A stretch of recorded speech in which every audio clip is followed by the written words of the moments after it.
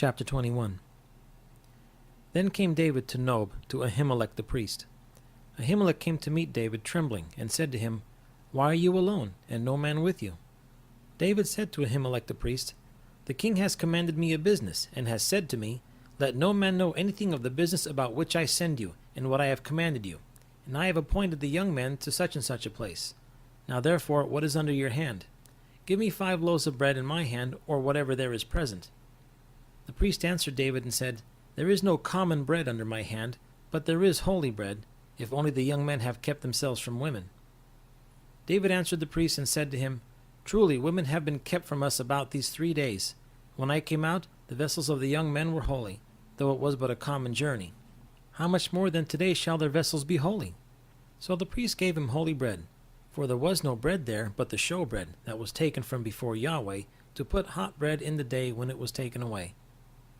Now a certain man of the servants of Saul was there that day, detained before Yahweh, and his name was Doeg the Edomite, the best of the herdsmen who belonged to Saul.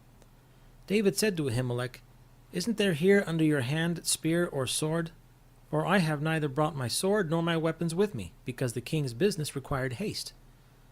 The priest said, The sword of Goliath the Philistine, whom you killed in the valley of Elah, behold, it is here, wrapped in a cloth behind the ephod.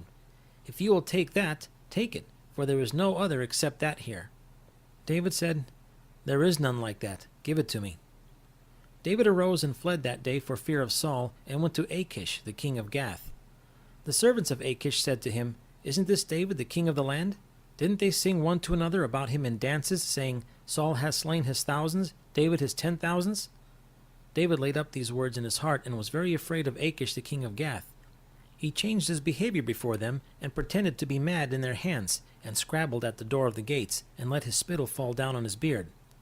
Then Achish said to his servants, Look, you see the man is mad. Why then have you brought him to me? Do I lack madmen that you have brought this fellow to play the madman in my presence? Shall this fellow come into my house?